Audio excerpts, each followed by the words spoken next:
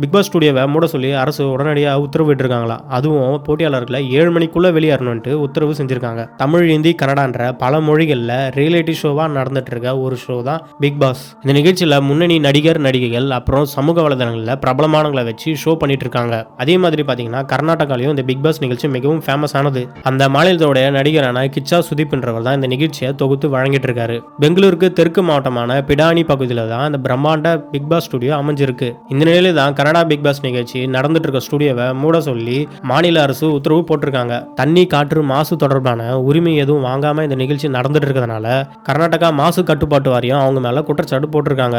அது மட்டும் இல்லாம மாநில அரசின் மாசு கட்டுப்பாட்டு வாரியம் இந்த ஸ்டுடியோவை உடனடியாக மூடணும்ட்டு உத்தரவை போட்டாங்க. அது மட்டும் இல்லாம போட்டியாளர்களை 7 மணிக்குள்ள வெளியேற்றணும்ட்டு சொல்லிட்டாங்க.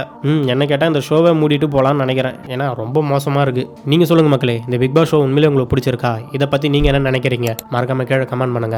அப்படியே மறக்காம நம்ம சேனலை ஹைப் பண்ணிட்டு போங்க.